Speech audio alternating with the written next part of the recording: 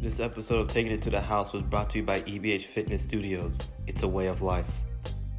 I'm Dr. C. Victor Urban III, and I'm taking it to the house. And I'm Dr. Timothy Hoover, repping the USC Trojans. Y'all know how we roll up in here. Everything LA, Southern Cal. I'm Dr. Timothy Hoover.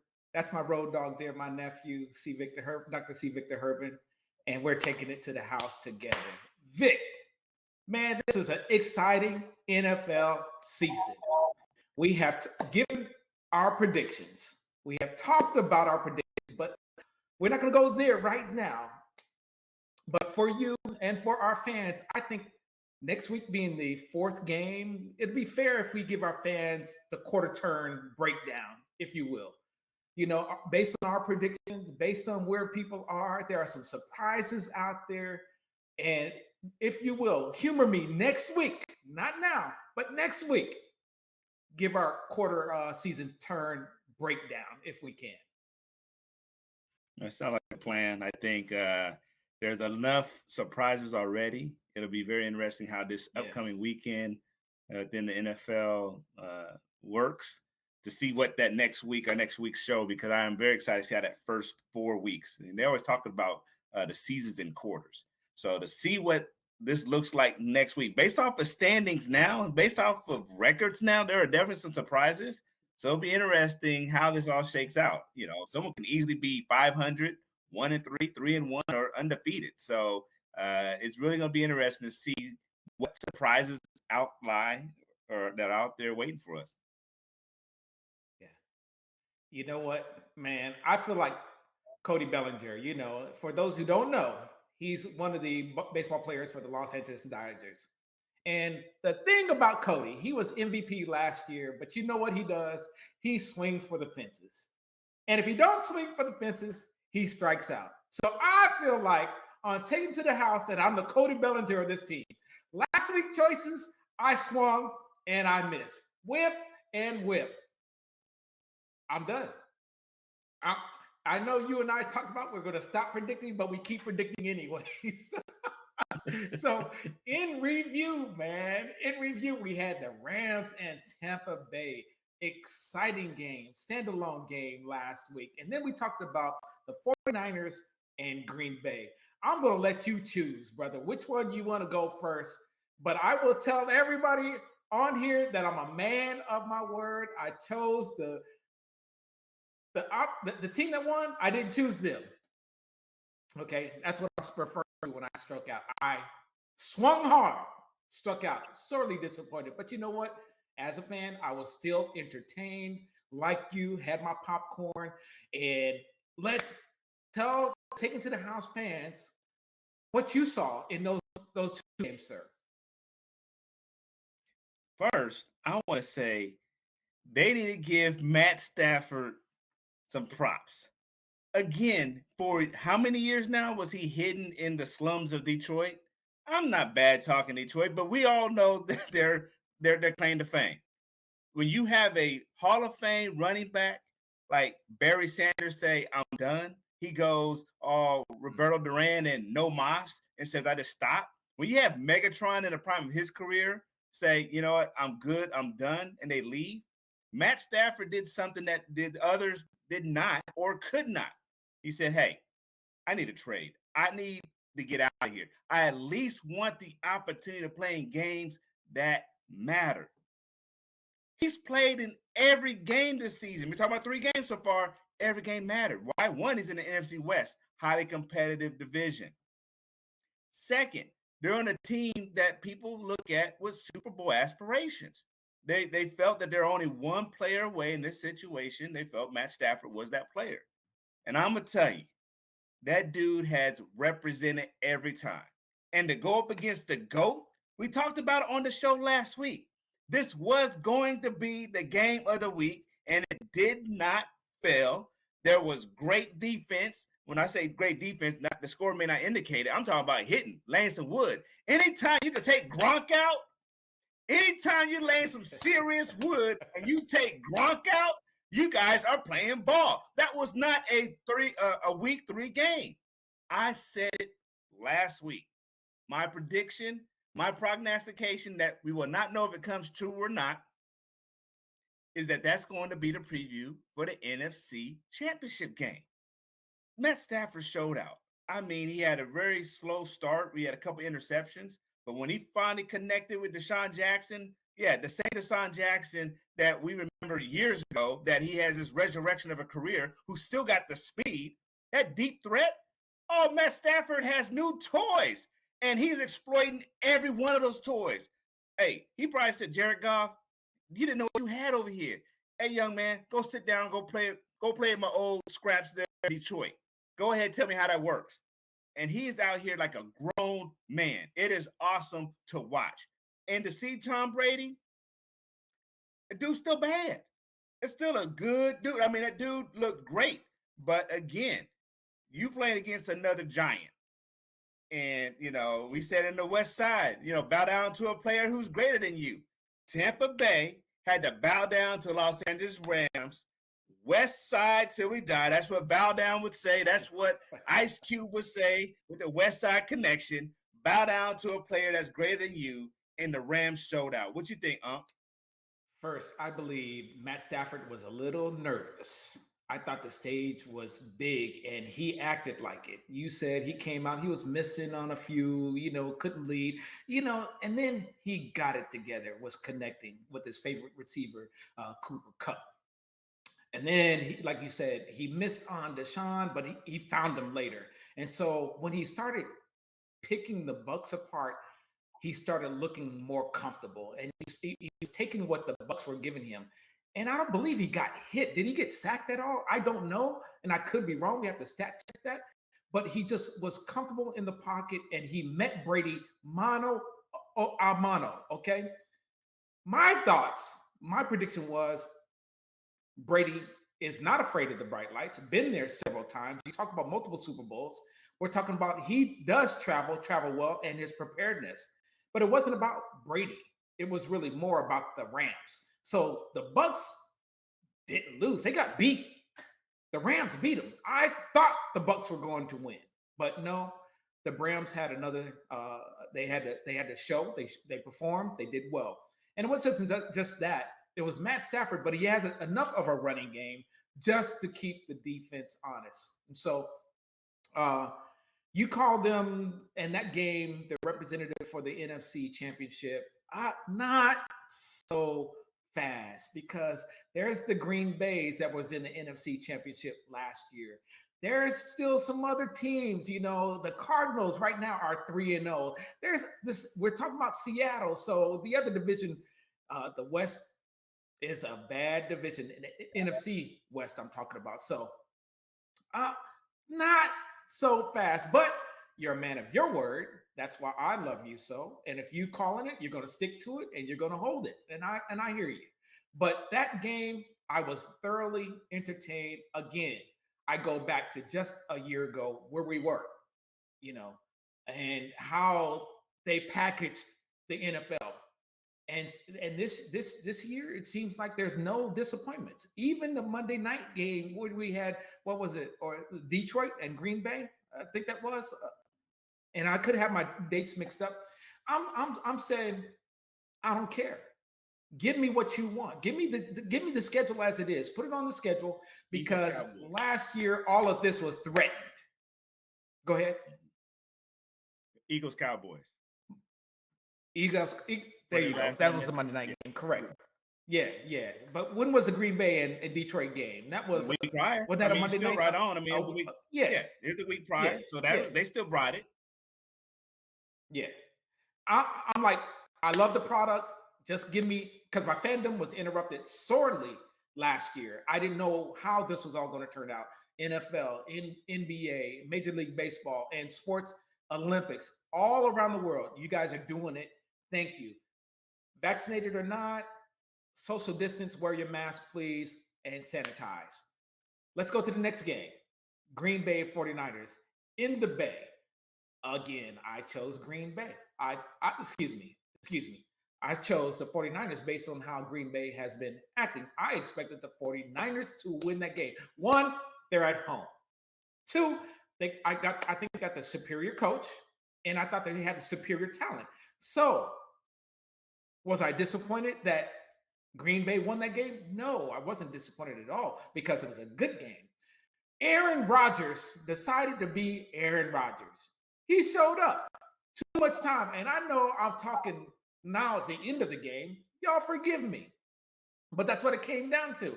Aaron Rodgers showed up the whole game, but in particular, what he does and where his strength is when there's time left on the clock and there's a chance for him to win. Aaron Rodgers showed why he was the MVP last year. Marched down the field, got his team in position, kicked the field goal, and won. And what did he say? This is going to be a pleasant plane ride back to Green Bay. Most people, if not all, other than Green Bay, the players and the fans, thought they were going to lose because of the 49ers and their pedigree and the way they play. But Garoppolo, great job. You didn't disappoint. You did what you were supposed to do, maybe with the exception of leaving too much time on the clock. But who calls that? Who says that? It's what happened, but you can't go and say, I got to milk the clock because we don't know when we're going to get this next score. We don't know what. No, you got to do what you have to do. But unfortunately, there was too much time left on the clock, and Aaron Rodgers did what Aaron Rodgers does. I think the other Aaron is the MVP for Green Bay, and that's Aaron Jones. That boy is running. He reminds me of the old Benny Malone, and just run hard, run through folks, and he's just almost reckless abandon, but he's skilled. He's good and at what he does. So Green Bay, Aaron Jones is the MVP. But what is your take, sir, on that game, 49ers and Green Bay? Well, while the game was not played in October, it is October now. And I want to use an analogy. In the spirit of Halloween, in the spirit of the movie Halloween, you don't leave Michael Myers. If you think the dude's dead, you double tap him again, you cut off his head, whatever you need to do. In every horror flick, you got to make sure that bad guy is down and dead. Otherwise, if you turn your back, if you think you have time, when you turn around, you're gone. And that's what happened to the 49ers. They were in a horror flick. They were winning. They were doing everything they needed to do. They even scored with seconds left on the clock, but they did not make sure Aaron Rodgers and the Green Bay Packers were dead. Do you blame the offense? Do you blame the defense? Again, to your point, you score when you have the opportunity to score. Because if you take the knee or you do one of those crazy things, oh, let me lay down real quick and allow the time to tick, what happens the next play? You have a fumble. What anything can happen. So you have to score. But as a coach, you should be saying, I trust my defense. We have less than 30 seconds left on the clock. Hey, defensive coordinator, let's take this win. We're at home, and let's go home. So I can't fault the offense. You got to look at the defense and say, what the heck happened? What the heck? Do we really think we want Patrick Mahomes? That's why we had to give kudos to what Harbaugh did a couple weeks ago and say, we're going to go for it. When you're playing the Mahomes, when you're playing the Brady's, and even here the Rodgers, you don't let the boogeyman have time. You don't let the boogeyman have time. You got to take everything out of that and make sure you put your foot on their neck. And San Francisco played an excellent game for all 59 seconds, 59 minutes and 27 seconds. But you got to play 60 minutes of ball. And so kudos again to Green Bay, but do we got to give kudos? They are the reigning NFC champ participants. So they're not a throwaway, but I said it last week. Which Green Bay team will show up? We used the Mike Tyson analogy. So they took down somebody. San Francisco is somebody. So is this the real Aaron Rodgers? Are they ready to play? That Green Bay team looked great, but again, are they great because they came back with the last seconds, or did San Francisco really have their number? What if San Francisco didn't have those injuries? Is that the same Green Bay team? So again, a win is a win. He says it's going to be a pleasant ride home. I agree with that because it's hard to get a win in the NFL. Just ask the Ravens and what happened in Detroit. So great game overall. I would like to see that matchup again later in the year. Maybe that's another playoff opportunity. And I really hope that the San Francisco 49ers get healthy and, really have their Yeah. best players on the field next time. You mentioned Detroit and the Ravens. If I say 66-yard field goal, what comes to your mind? My goodness. Oh, by the way, I got Justin Tucker on one of my other fantasy teams. So I can't lose.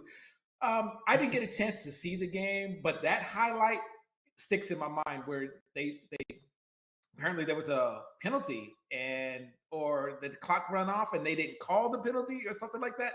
So please give me your breakdown, the analysis that led up to the field goal and this record-breaking Justin Tucker win. Please, sir, share with our fans what you saw and what you took away from that game. I'm still in my mid 40s. Okay, guess what, everybody? End of this month on Halloween, I have a birthday and I only turned 45. I may look older than that on TV, I understand. But look, watching these Ravens last couple of weeks are giving me heart palpitations. I don't know if I can ride roller coasters anymore. I mean, I'm starting to read all these little fine print, high blood pressure, cardiac issue, all kind of stuff. Look, man, I need my boys to play ball. Look, we just came off of a great win against doggone Patrick Mahomes. And then we probably did think, hey, this is Detroit Lions. We can walk into their stadium, punch them in the mouth, and fly back to Baltimore with a win. I can tell you right now, Detroit, that's not the same Detroit team. Yes, they got a new coach, Right. but them boys are balling. Them boys are Right. balling. When I say we, Baltimore, had to come back and actually we were down. And so came back and got a touchdown. So we're up by a couple points. Our defense, like Swiss cheese, holes all in it. They allowed Detroit to mount an attack, come back down, and now they took the lead. So now we're down by about 2 points. So it's less than 2 minutes left in the game. Lamar Jackson, the team, has the ball, and we cannot mount our offense to the point where it comes down to 4th and 19. Less than 45 seconds left. So you can imagine I'm done. I am really, if I didn't care so much about the property in my house, a lot of stuff would have been destroyed. So I held it together, but I'm really upset. Like, what are we really about to lose to Detroit? Are we really about to do this on national TV? Like, for real. And so it's like 17 to 15, something like that. And I'm like, man, this is crazy. 4th and 19. Lamar drops back because he'd already just got sacked on 3rd down. So you had no other choice. 4th and 19. Throws the ball down there. 36-yard pickup. What? Yes, less than 20 seconds left now. Okay. So now it's 20 seconds left. Get to the line, and we hike it. Oh, I think on that play actually it's 4th and 19, and they should have called delay a game right there. They should have called delay a game. He snaps it, throws the ball, boom, 4th and 36. We run to the line. Now he clocks it, and it is already, they're saying this is a record-breaking field goal attempt. A record-breaking field goal attempt. And who else should have the opportunity other than the most accurate kicker in the league? Justin Tucker. Right. And here it is. At the time, they said 67 yards. It's going to be 66. Man, he kicks it. And again, he kicks it, and it's a record breaking. It's in the air. When you watch it on TV, it looks like it has a distance. It's definitely in the middle, so it's en route, and then it donks on the front. And you're like, oh man, are you serious? It donks, and it felt like for me slow motion. I can only imagine the players. It donks, and you're watching the refs. They haven't made the indication yet, and then it blocks over. It's like, oh, did that just happen? Did that just happen? It was insane. I mean, who gets that excited about a kicker? It was insane. And so who says these guys don't love what they do? Because then you see the team rally around the kicker. They pick them up. They're yelling. I mean, this is week 3. But that much joy and excitement, no one can say that these players, while they get paid a lot of money, that they do not enjoy and do not take winning seriously. So it was great to watch. as a fan, as a fan of NFL. As a Baltimore Ravens fan, oh man, that was gut wrenching. So to walk out of there with the win, I hope they learned a lesson. Let's not take these teams for granted. I don't care what their Right. history is. These dudes this year are coming to play. And so it'll be interesting, of course, as we talked about for the week 4 analysis, how the surprising teams this year, and not sleep on these teams every week you play because they're coming to bust you in the mouth. Right. Yeah, you talk about that joy. It was that youthful exuberance that you saw after watching the highlights and watching, ESPN and every other news show. And this is record breaking, so it makes national news. ABC Good Morning America even had it. They're talking about, and they showed it. And like you said, it hit the upright, but then it goes over. So I can only imagine. I can only imagine how much joy that should have brought. But Vic, we got to move on, brother. We could spend so much time talking about the Ravens by themselves. They're 2-1 right now. But who's not being talked about, at least in this forum, and taking it to the house, we haven't talked about the Raiders. 3-0.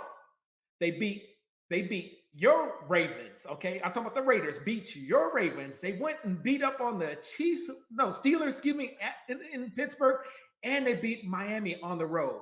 3-0. So what's going on here? I know we talk about a 4-week analysis, but in 3 weeks, I see John Gruden finally leaving an imprint on what and who. The most important person, we talk about leadership, on Carr, David Carr. Look at what David Carr is doing. If you watch the games, look at what he's doing. Masterful at the line. No, he's not Peyton Manning. But what I know is when you get to the line, the defense will show you one thing. You may have called something in the huddle. You have to make an audible. You have to make an adjustment. When you can make the pass or throws to 8 to 9 different receivers, that's talking about and have a good grasp of the playbook where everybody is eligible. Where all the eligibles are.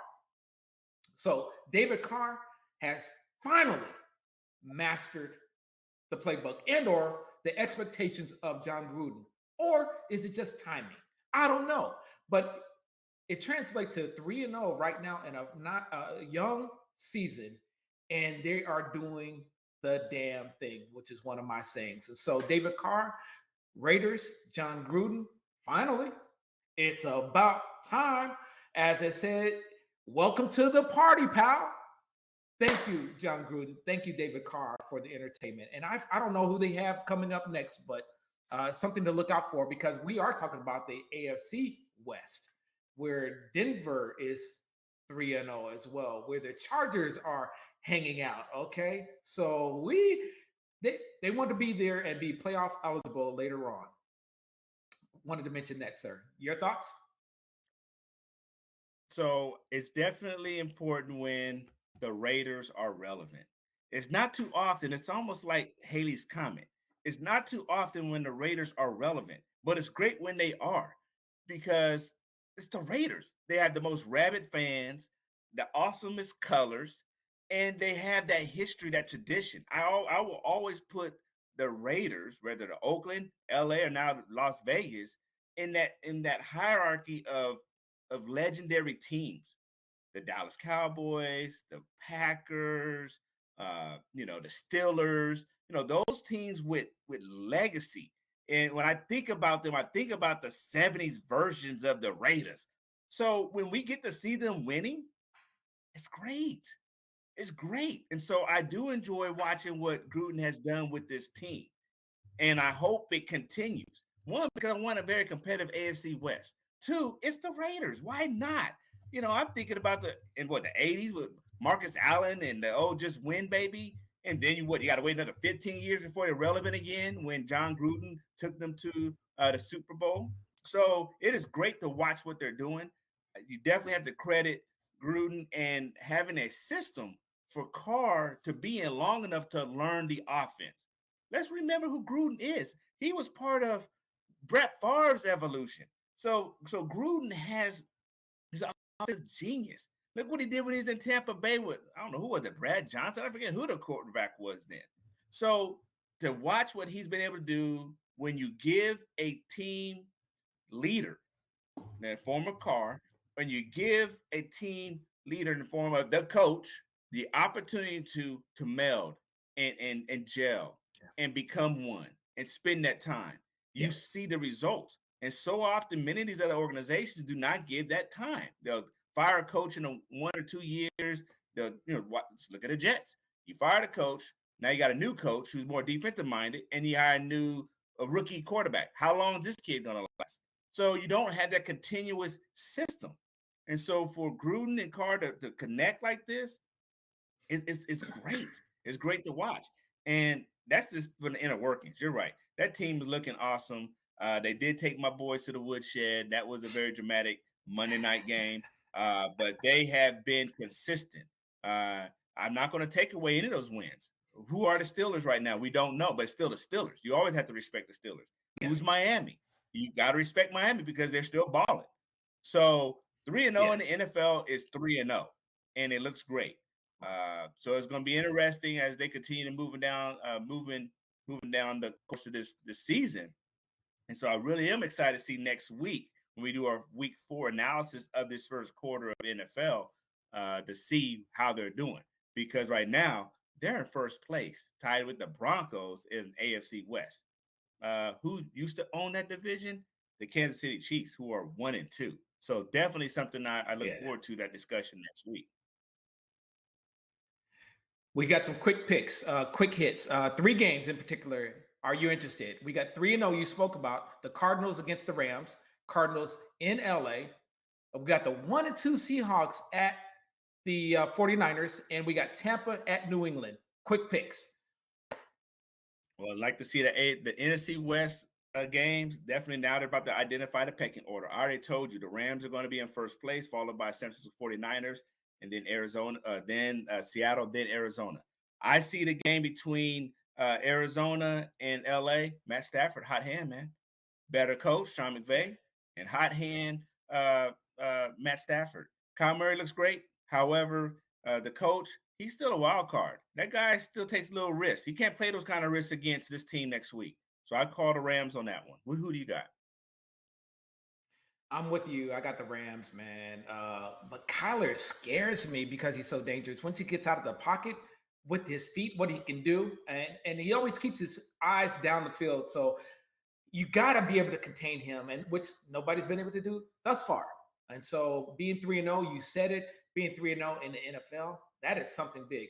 But they're on the road, and they're going against who I believe is going to be the division winner, that being the Rams. So I think the Rams win this one. Seahawks and 49ers, Seahawks on the road in the Bay, and the Seahawks have lost 2 in a row. Will this be 3 in a row? I heard a fun fact earlier today. Russell Wilson has not lost 3 games in a row. Guess what? History's about to be made because I believe he's going to lose the 3rd game in a row. But that's my call. That's my pick. Man, Russell is a bad boy. It's not about Russell Wilson. It's not about his offense. His defense is failing him. And the 49ers are good enough to beat them. And then I think they got a little bad taste. I would have a bad taste in my mouth after that Green Bay loss, especially the last minute. I picked Green Bay. I picked the 49ers to win the Seahawks game.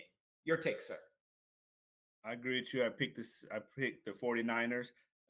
It'd be a sad state of affairs to lose back-to-back games at home. They're not losing back-to-back games at home. I do not know what's happening with Seattle. I feel bad to watch what's happening because I really thought they're going to beat the Vikings. In fact, I stopped watching that game. I said, okay, there's no problem. They should have had this. So to know they lost 2 in a row, it will be history made this weekend. They're going to lose that 3rd game. But there's some grumblings or something happening at camp. I know, or even early in the year, they talked about should they trade Wilson and some other offseason things. So it'd be interesting. But there's something happening in Seattle. There is something happening there that just don't seem like they're meshed. But I do give the edge to the San Francisco 49ers. Brew, do your thing. Yeah. The last game, neither one of us have to pick it because I know you're going to pick Tampa Bay, even though they're on the road to New England. The only interest is it's that divorce and it's a reunion or the kids play and you bring your other with you. And it's like, uh-oh. And then how do we act when we see each other or we're in close proximity? Do we hug? Do we shake hands? Do we even acknowledge each other? I say just play the game. But the side story is a funny story. You got Belichick and then you got Brady. Brady returning home to New England. Bucks win, going away. Uh, Although Bill is that kind of guy, he's a defensive minded coach. Can he stop Tom? Does he know Tom's tendencies? Well, Tom also knows him and his tendencies. That could be an interesting little chess match by itself. But where the talent lies is with Tampa Bay. I picked the Bucks if you wanted to pick.